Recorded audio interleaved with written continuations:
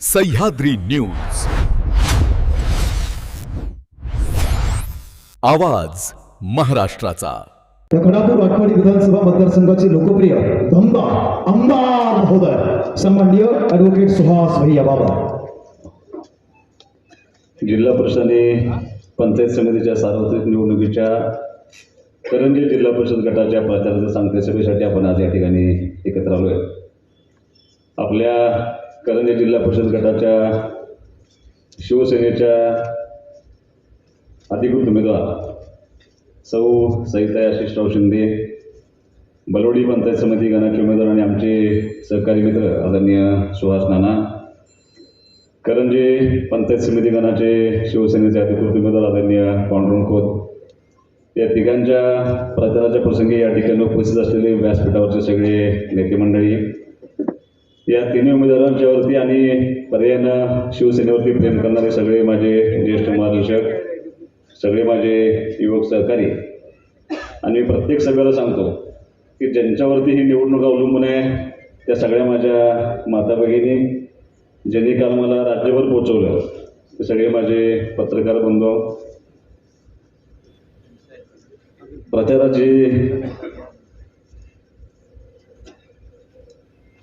प्रचाराचे आज सांगता सभा आपण या ठिकाणी पार पडतोय।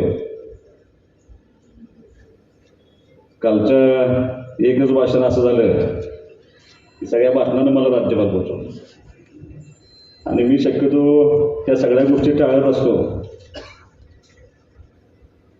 पण गेले काही दिवस काही गोष्टी घटना घडल्या, त्या घटनेच्या पार्श्वभूमीवर आता चंद्रादादांनी विषय काढलाय म्हणून म्हणजे मी त्यांना नमस्कार पण केला की खरं हे विषय काढले नाहीत पाहिजे। पण विधानसभेच्या निवडणूक अगदी 1 वर्षापूर्वी झाली होती, तुम्ही माझी सगळी विधानसभेची भाषणं ऐकली होती। काही दिवसापूर्वी नगर परिषदेची निवडणूक झाली होती, विटा नगर परिषदेमध्ये तुम्ही सगळी माझी भाषणं ऐकली होती। महानगरपालिकेची निवडणूक झाली, महानगरपालिकेची भाषणं तुम्ही सगळी माझी ऐकली होती। आता गेला 1 महिना झाला मी जिल्हा परिषद पंचायत समितीच्या निवडणुकीच्या निमित्तानं फिरतोय, तुम्ही सगळी भाषणं काढून बघा। मी कधीही कुणाचं नाव घेतलं नाही, कधीही कुणावर टीका केली नाही, कधी कुणाचा अपमान केला नाही, कधी कुणाला तरी आपल्यामुळं मानसिक त्रास होईल असं कधी कुणाबद्दल भाषण व्यक्त केलं नाही। त्या गावामध्ये गेल्यानंतर त्या गावामध्ये आपल्या पार्टीच्या मार्फत जे विकास काम झाले आणि भविष्यामध्ये काय करायचं आहे या 2च गोष्टी सांगून मी समोर बसलेल्या सगळ्या मतदारांना मतदान करण्याचं आवाहन करण्याचा प्रयत्न केला होता। आणि माझी सगळ्या निवडणूक अशाच झाल्या होत्या, त्या मी कधीच कुणावर भाषण करत नाही। पण ह्या 10 दिवसामध्ये काय घडलं आणि ते पळशीचं भाषण काय होतं त्याची पार्श्वभूमी सांगणार, आता विषय निघाला म्हणून सांगून मग मी पुढे सरकणार आहे। या 10 दिवसामध्ये प्रचाराची रणनीती थोडी विरोधकांनी बदलली। का बदलली? आता बलवडीमध्ये तर आमचे विरोधक प्रचाराला आले, काय केलंय म्हणून सांगायचं म्हणून मतं मागायची, काय एखादं काम केलंय, काय एखाद्याच्या सुखदुःखामध्ये तुम्ही आलाय, लग्नाला आलाय, एखाद्याच्या दुःखाच्या प्रसंगात तुम्ही इथं आलाय, कोणी उपयोगाला पडलाय। एक निवडणूक झाली की डायरेक्ट पुढच्या निवडणुकीला आता काय सांगायचा हा प्रश्न असल्यामुळे मग काय करायचं तर बदनामी करायची। मग बदनामी कशी करायची तर ते सोशल मीडियाच्या माध्यमातून एक 10-15 फेक अकाउंट काढले आणि इतक्या घाण भाषेत मला शिव्या देते, आणि मी ते मी काय फारसं बघत नाही, माझा स्वभाव आहे। मी काल सुद्धा भाषणात सांगितलं होतं की तुम्हाला पटणार नाही, जेवढ्या माझ्यावर काल नॅशनल लेवलच्या ज्या बातम्या आल्या माझ्यावरती मी आज पण एकही बघितलेलं नाही, मला बाहेरच सांगितलं सगळं। आणि मग ते इतक्या शिव्या शाप मला मिळायचे, पण मी ते समजून घेतलं होतं की आपण आमदार आहे, जसं चांगलं मिळणार आहे तसं वाईट सुद्धा आपल्याला मिळणार आहे। मी ते समजून घेऊन ढकलत चाललो होतो।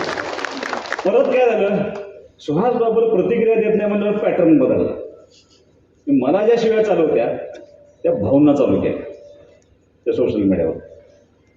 इथंपर्यंत पण ठीक होतं, पण पळशीच्या सभेला गेल्यानंतर काही मुलांनी मला असं सांगितलं की पळशीमध्ये एका विद्वान वक्त्याने भाषण करत असताना इतक्या खालच्या थरावरती अनिल भाऊंची टीका केली। मी ते भाषेत तुम्हाला सांगणं व्यासपीठावरती मला आवडणार नाही, आणि मग थोडंसं प्रतिक्रिया देणं आवश्यक होतं। मी प्रतिक्रिया दिली, तर आमच्या जब्बार बहिणी कशी लावली मला माहीत नाही। मी प्रतिक्रिया काय दिली होती, मी अरे तुरे केलं कुणाला, जो बोलला होता त्याला केलं. मी काय माननीय मुख्यमंत्र्यांना मी काय त्या अरेतुरी केलं नव्हतं. पण काय वैशिष्ट्य आहे, 100 माणसात झालेली सभा आज देशभर पोहोचवल्याबद्दल मी तुमच्या सर्वांचा मनापासून आभार.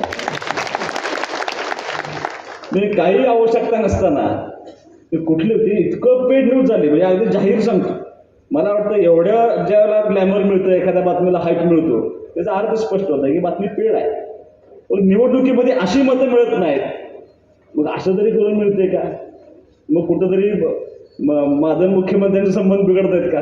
आता ते बिघडतील का नाही बिघडतील त्यांना काय माहिती, आमचा कालच फोन झाला. आता कोण सांगायचं या लोकांना? मला असं वाटतं की असं करून मतदान मिळेल असं काय मानणारा मी कार्यकर्ता नाही. मी तुम्हाला मुद्दाम एका गोष्टीची आठवण करून देणार आहे. मग अशी चंद्ररावदादांनी एक संहितेने एक गोष्ट सांगण्याचा प्रयत्न केला की घाटाखालची माणसं आपल्याला मुली देत नव्हती का, तर दुष्काळाची परिस्थिती आहे. 2012 साली मी उपसभापती म्हणून काम करताना ह्या गावावर सुद्धा पिण्याचं पाणी टँकर निघून येत होतं. आणि ज्यावेळेला भाऊ आमदार झाले त्याच्यानंतर खऱ्या अर्थानं टेंबूसाठी परत पाठपुरा चालू झाला आणि मार्गस्थ विषय केले. आज बलवडीची परिस्थिती आणि 2012 सालची परिस्थिती जमीन आसमानचा फरक, बरोबर ना? एक आठवण तुम्हाला सांगतो. पण या मारहाणावरती अनिल भाऊ इथल्या टेंबूच्या अधिकाऱ्यांना घेऊन टोपो सेट घेऊन मारहाणावरती चालत सगळीकडे फिरले होते. प्रचंड मोठं योगदान, बरोबर ना अप्पा? प्रचंड मोठं योगदान त्या माणसानं देण्याचा प्रयत्न केला. एक आठवण तुम्हाला सांगतो, त्यांच्या मोतीबिंदूचं ऑपरेशन झालं होतं आणि डॉक्टरने त्यांना स्पष्टपणे सांगितलं होतं की भाऊ 7 दिवस तरी बाहेर जाऊ नका, 7 दिवस फक्त घरात बसा. मी त्यांना दारडावून आलो होतो की तुम्ही बाहेर जायचं नाही अजिबात. आणि काय योगायोग होता, त्यावेळेला बलवडीत पहिल्यांदा टेंबूचं पाणी येणार होतं आणि आम्ही भाऊना सांगितलं अजिबात बाहेर पडायचं नाही. एक साक्षीदार इथं आहे, पण मी काय त्यांचं नाव घेणार नाही आता.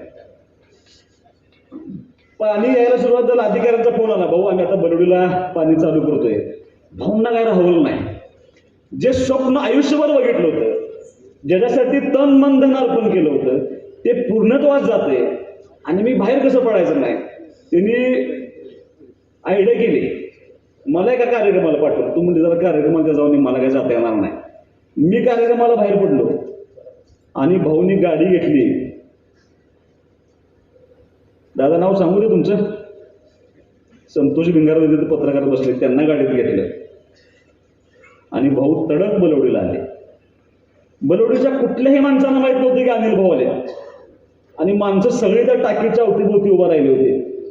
ती पाणी येणार पाणी येणार पाणी येणार म्हणून सगळी माणसं थांबली होती. भाऊ लांब भाऊनी गाडी उभा केली होती. भाऊ काच वर करून त्या काचेतनं भाऊ बघत होते आणि पाणी आलं.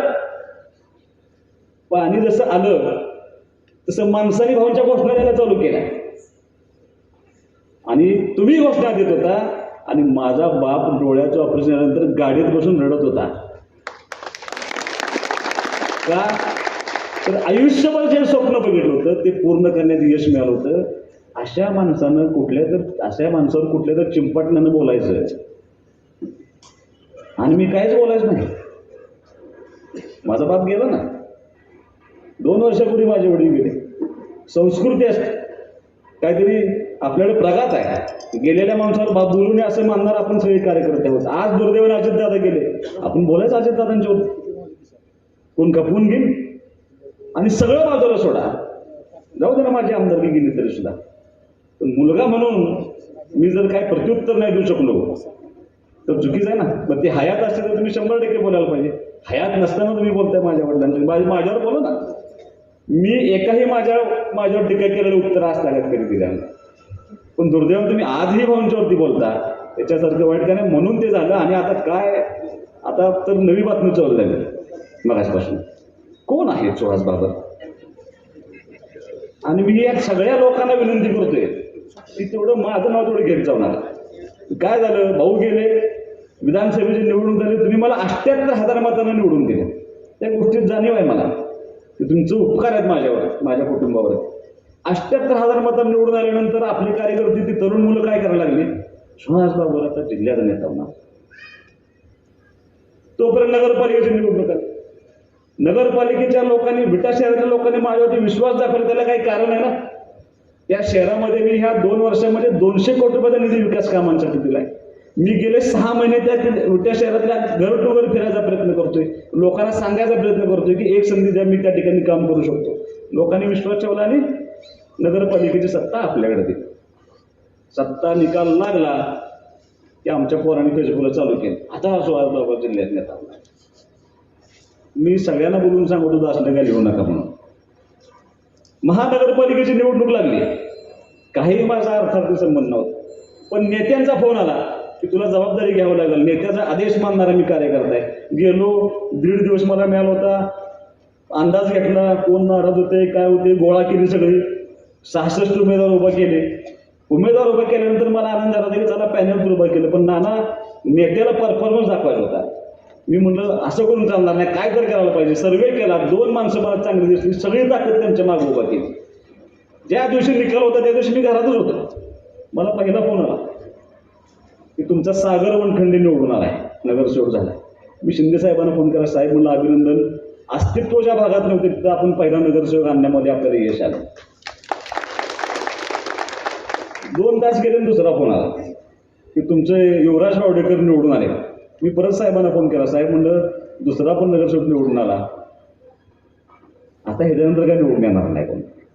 पण सांगलीच्या शिवसेनेच्या कार्यकर्त्याला महानगरपालिकेत कामानिमित्त जात असताना आता आपल्याला माणसं आहेत, त्यामुळे आपण तिथं आपण जाऊ शकलो. आज मला म्हणजे तुझं अभिनंदन. मी आता माझ्या डोक्यात त्या दिवशी असं होतं, जेवायचं आणि झोपायचं निवांत दुपारचं. मी जेवलो आणि मला परत एका अधिकाऱ्याचा फोन आला, मला सांगलीला यावं लागलं. म्हणलं का? म्हणलं तुमचे 2 निवडून आलेत म्हणला आणि भाजपचे 39 वर्ष थांबले म्हणलं, त्यांना अजून एक कमी पडतो जागा. मी तडक उठलो तात्या आणि सांगली गाठली. त्याला कारण असं होतं, मला भीती काय, हे आमची 2 फुटली म्हणजे काय का पक्षाला काय सांगणार मी, आता आणलं निवडून आणि घालवले काय म्हणणार. मी तडक त्यांना भेटायला गेलो आणि भेटून फक्त आहेत काय असं चापसून आलो, फक्त आहेत. हे आमच्यापर्यंत लगेच चालू केलं, किंग मेकर, जिल्ह्याचा नेता. पण मी सांगतोय तब्येतीनं पण मी मोठा नाही, बाकी यंत्रणेनं मोठा नाही. कशाला माझ्या गाडी घालताना काल जे मला भोगायला लागलं नाही त्या सगळ्याचा परिणाम मला काल भोगायला लागला. मी काय घाबरत नाही, मी घाबरून कोणाला सांगतोय असं नाही. पण आज सुद्धा इथं सभा आहे, परत त्या येणाऱ्या राष्ट्रीय नेत्यांना माझी विनंती आहे, उगाच माझ्याला काय बोलू नाही, कारण आता शेवटच्या सभा आहे. आता ह्याच्यानंतर 4 वर्ष निवडणूक नाही, त्यामुळं मी कधी तुमच्यावर भाषण केलेलं नाही, तुम्ही सुद्धा कधी भाषण करणार. मी आज बलवडी देत असताना मला माहिती आहे ना मी काय काम केलंय. आता संदीप रावने सांगण्याचा काम प्रयत्न केला की आपण बलवडी बोर्ड रस्ता केला, बलवडी खानापूर रस्ता केला. हे सगळे रस्ते पूर्वी 3.5 मीटरचे होते. विजय शेट आलेत आमचे, एवढं मोठं घर बांधले, 3.5 मीटरचा रस्ता होता, त्यात अर्धा तुटला होता, बरोबर ना. आणि सगळ्यात महत्वाचं, मला माणसं नावं ठेवायला लागली होती. आत्ताच रस्ता केला होता करसुंडीपासून तामखडीपर्यंत, उकरायला लागल्यावर मला गुरुजींचा फोन आला, म्हणजे कळतंय का नाही आत्ता केल्यानं रस्ता का उकरायला लागलाय. म्हणजे गुरुजी 750 कोटी रुपये म्हणलं आपण 142 किलोमीटरला या मतदारसंघामध्ये आणलेत. माझी अशी इच्छा आहे की खरसुंडी, बलवडीचं माझी भवानी देवी आणि रेवण सिद्ध ते सगळे शक्तीपीठ करतात म्हणलं, मला भक्तीपीठ करायचं आहे म्हणलं. माझा आपला 8.5 मीटरनं आपला रस्ता कॉन्क्रीट झाला पाहिजे. शिराळ्यापासून पंढरपूर जाणारी सगळी माणसं बलवडीनं गेली पाहिजे अशी माझी इच्छा आहे. म्हणून त्यासाठी आपण त्या ठिकाणी रस्त्याचं काम करतो. अजून एक स्वप्न आहे माझं, तुम्ही सहज जावा भोडला आणि तुम्ही भोडचं सिद्धनाथाचं मंदिर बघून या, बांधकाम चालू आहे. 4 कोटी रुपये आपण त्या मंदिराला दिले होते. इतकं जबरदस्त मंदिर चालू आहे. माझी इच्छा आहे, मी आत्ता 2 कोटीचा प्रस्ताव भवानी मातेचा आपल्या मंदिराचा दिलाय, आदरणीय पर्यटन मंत्र्यांच्या जवळ आहे. तुम्हाला आत्ता आचारसंहिता संपली की तुम्हाला मार्चचं बजेट झाले की 2 कोटी रुपये देतो, तुम्ही मागणी करा, मी तुम्हाला ह्या 2 वर्षात 7 कोटी रुपये देतो भवानी मातेच्या मंदिरात. तिथे माझं तलाव आहे. माझी इच्छा आहे महाराष्ट्रातनं माणसं आली पाहिजेत माझं भवानी मातेचं मंदिर बघायला. आणि मग हे काम करतोय आणि हे सांगून मतं मागण्याचा प्रयत्न करतोय. तुम्ही कशावर मतं मागताय? तुम्हाला बलवडीत करता सगळ्या लोकांना माझी विनंती आहे, कदाचित आज इथं काही बसलेले लोक असतील, आवाज माझा ज्यांना जात असेल, ते माझ्या विचाराशी एकमत नसतील, सहमत नसतील, ते ऐकत असतील भाषण माझं, त्यांना माझी विनंती आहे की राजकारण करताना, समाजकारण करताना गावचा उमेदवार कधी नसतो. मला काय कोणावर टीका करायची नाही, पण सुहास बाबर फक्त 2200 मताच्या गावचा उमेदवार आहे विधानसभेचा, आणि माझ्या विरोधात जो उभा राहिला तो 50,000 मताच्या गावचा उमेदवार होता. तो त्या गावात असंच सांगत होता की मी गावचा आहे, मी गावचा आहे, मी गावचा आहे, तो बाहेरचा आहे, तो बाहेरचा आहे. ऐकलं नाही लोकांनी. 5,000 मताचं मताधिक्य मला विटन दिलं ना. कशाच्या आधारावर दिलं? तर कामाच्या आधारावरती दिलं होतं. आत्ता नगरपालिकेची निवडणूक लागली होती, त्या नगरपालिकेच्या निवडणुकीत तेच सांगत होते, घरडीचा माणूस नगरपालिका बघणार का? मोठ्याचा माणूस आहे, आपण काय असं आहे. नाही स्वीकारलं माणसाने नगरपालिका मांडली का? माणसाने गावचा उमेदवार बघितलं नाही. काम कोण करतंय, कोण आपल्या उपयोगाला पडू शकतं, कोण आपल्याला मदत करेल, कोण 24 तास उपलब्ध होईल आपल्यासाठी, ही माणसं बघण्याचा प्रयत्न करतात. बलोडीकरांना माझी विनंती आहे, तुम्ही तेवढं सक्षम आहे, तेवढा विचार करू शकता. या दोन्ही कुटुंबांनी गेल्या 20 वर्षामध्ये ह्या भागासाठी आपलं योगदान दिले. योगदान दिलेल्या माणसांच्या पाठीमागे राहावं अशी विनंती मात्र मी तुम्हाला या निमित्तानं करायला आलो. ती तुम्ही कराल अशी माझी विनंती आहे. राजू तात्यांना मी कधीच भाषण करताना ऐकलं नाही, आज भाषण करताना ऐकलं. तात्यांना राग आला होता, पण वस्ताद असल्यामुळे दाबून ठेवला. एखादा पहिलवान असता तर काल माझ्यासारखा बोलून गेला. पण तात्या तुम्हाला म्हणजे काय कुणी टीका करावी हा प्रश्न आहे ना. तुम्हाला असं सांगितलं काय, फौजदाराचा, इन्स्पेक्टरचा, हवालदारचा. आता कोण म्हणते जो नगराध्यक्ष होता आणि परत कॉप नगरसेवक झालाय, ते सांगते कोण? आधी नगराध्यक्ष होता, आता कॉप नगरसेवक. आता ती पण नाही. आता ती नाना म्हणजे कसं आहे, प्रभाग क्रमांक 7चे नेते. आणि नानानं जेडपी सदस्य केलं होतं. नानानं कर्तृत्व नाना जेडपी सदस्य झाले. सुहासचा सुहास नाना की तुम्ही नाही केला, की त्याच्या कर्तृत्वावर निर्माण झालाय सुहास नाना.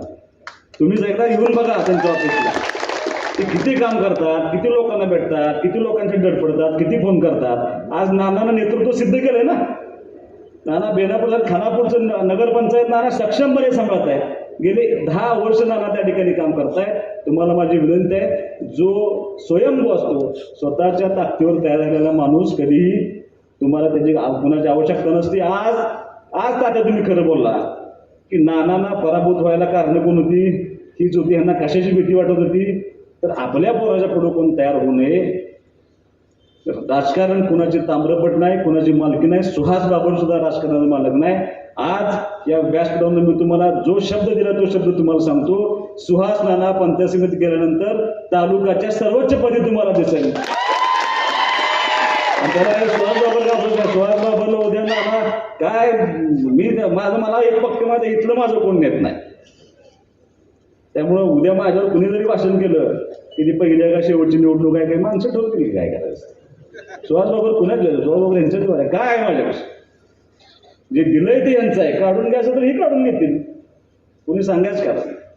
त्यामुळे तुम्हाला विनंती एवढीच करणार आहे की मी तुम्हाला काम सांगून, तुम्ही आता सगळे येणार आहे ना, तुम्ही बरोडीत काय करेल सांगा. एक काम दाखवा. मी स्वतः सांगतो ना, आम्हाला प्रचार करू नका म्हणून. काहीच काम केलं नाही. मतं मागायची. आता फक्त काल पण सांगितलंय मी की आता फक्त दिशाभूल जी माझ्यावर प्रयोग झाला काल, तो आता कार्यकर्त्यांच्यावर होणार आहे. आता येऊन सांगणार तुम्हाला. महेशची आमची मिटिंग झाली आहे, बरोबर ना महेश? सांगणार ना. संदीपचं भाऊ शेठ चिडलेत जरा, तुम्हाला माहित नाही. सचिन अडसून आमची काल रात्रीच बैठक झाली आणि सगळ्यात शेवटला येणार सुहास बाबर फुटलाय.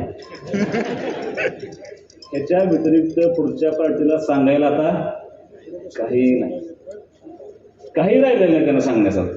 योगदान कुणाचं आहे तुम्हाला ठरवावं लागेल. तरुण मुलांना माझ्या बलवडीतला विनंती आहे, माझ्या माता भगिनींना विनंती आहे, तुम्ही ठरवावं लागेल की ह्या घाट माथ्यासाठी गेल्या 20 वर्षामध्ये 30 वर्षामध्ये कुणी योगदान दिलंय, कुणी काम केलंय.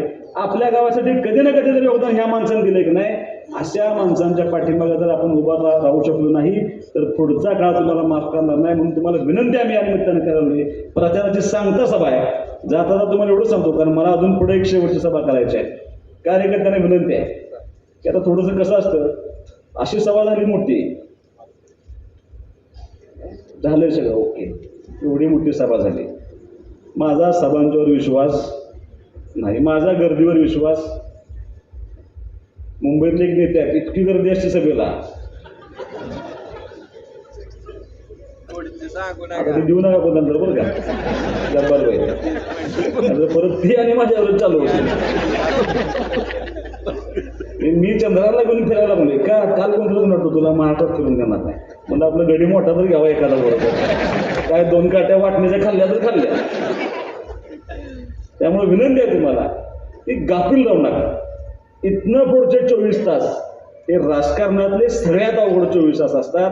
या 24 तासामध्ये आपल्याला आपल्या गावामध्ये एक ना एक माणूस टिपायचा आहे, त्या माणसाला आपली भूमिका सांगायची आहे, त्या माणसाला ह्या दोघांचं काम सांगायचं आहे. मला असं वाटतं सगळ्यात जास्त आपल्या शिकले, तुम्ही इंजिनियर आहे आणि लॉ केले, आमच्या वहिनी LLM झाले, आम्ही गारडी पंचायत समिती गावामध्ये 24 वर्षाची मुलगी उभा केली, ती LLM झाली आणि हायकोर्टला प्रॅक्टिस करते. आमच्या विद्या मोठे निंबुड्यामध्ये त्या ठिकाणी निवडणूक लढत आहेत, त्या LLB झाले. 4 महिला आहेत, 4 वकील आहेत आणि मी आमदार आहे, त्यांचा वकीलच आहे. सुद्धा तुमच्या सगळ्यांचे वकील घेऊन आम्ही एकत्र करून तुम्हाला माझा शब्द या व्यासपीठावरनं एक ना एक दिवस हे दोघं निवडून 3 निवडून आल्यानंतर आम्ही तुमची 5च्या 5 वर्ष तुमच्या संपर्कात राहू, तुम्हाला मदत करू. प्रत्येक गावाशी यांचं कनेक्शन राहील. जिल्हा परिषद पंचायत समितीची आलेली सगळी कामं, सगळ्या योजना ह्या भागातल्या शेवटच्या घटकापर्यंत देण्याची जबाबदारी आमची सगळी एकत्रितपणे राहील. आम्ही कुठेही कमी पडणार नाही.